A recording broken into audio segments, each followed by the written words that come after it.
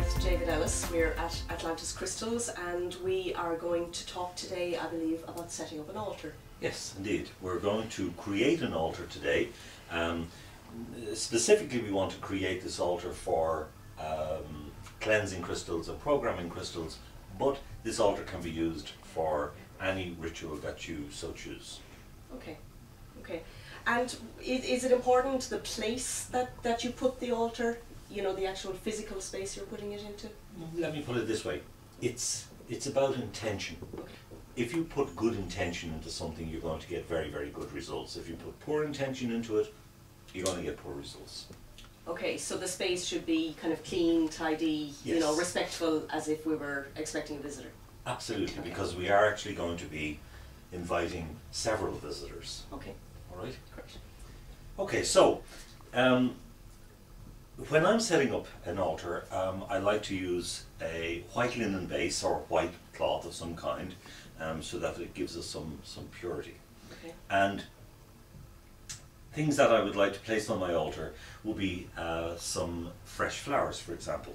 I picked these fresh flowers this morning at the Atlantis Centre.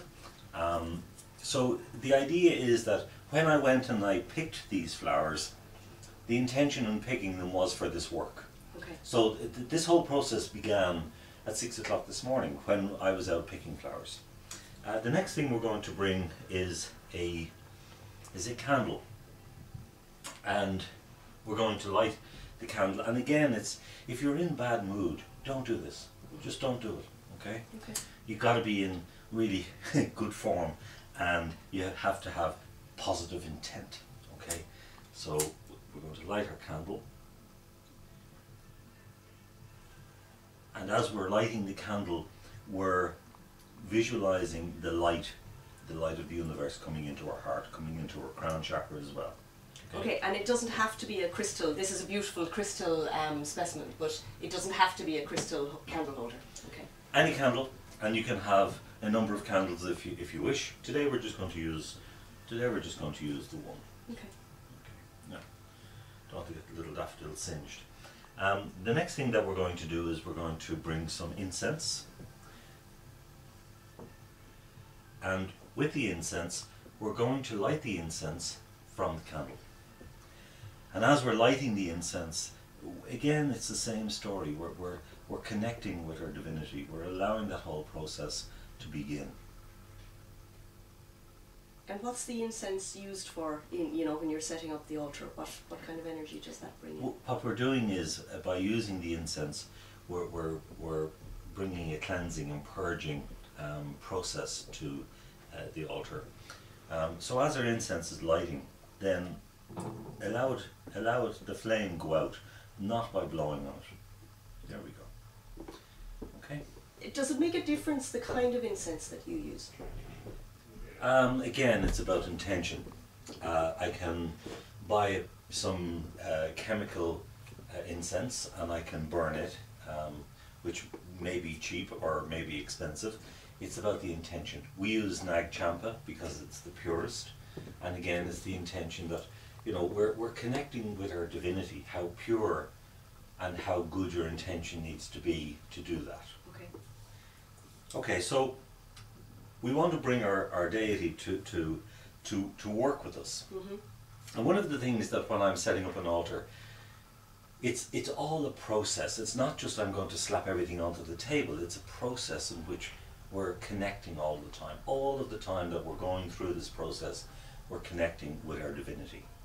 And in order to do that, one of the things that I like to do is I like to call my name and call my heart.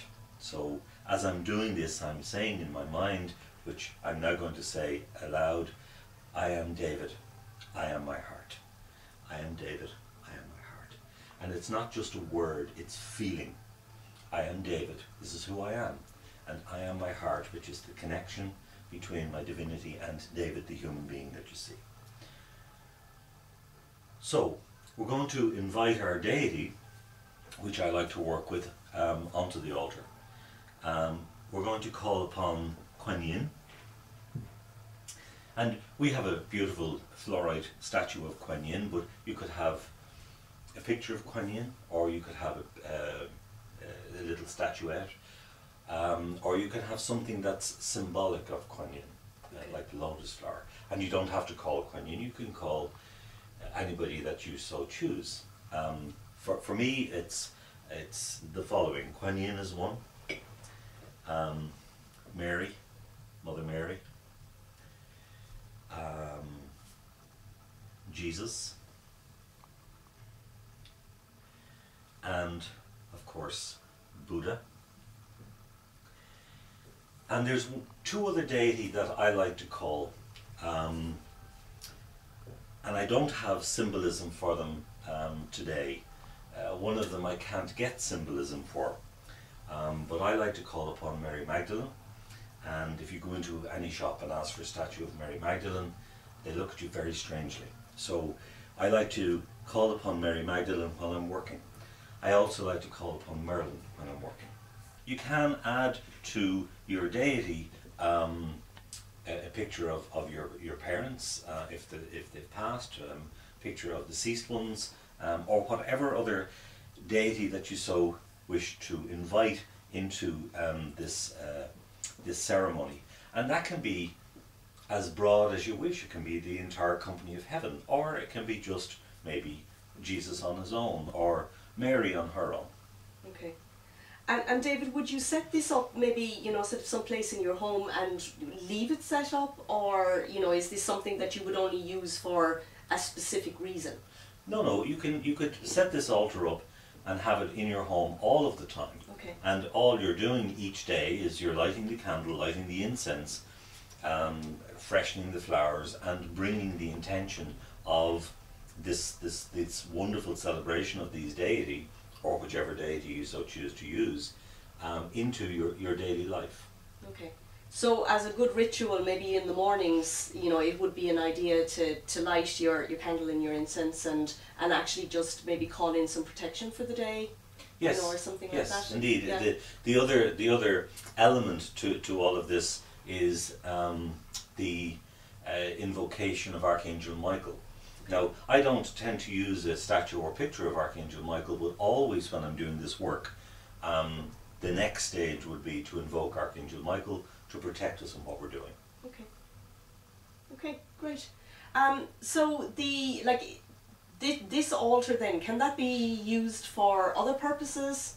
Like you mentioned, the cleansing and the programming of crystals. Yes, well, what we're going to do, the intention behind this altar today is about cleansing and programming crystals.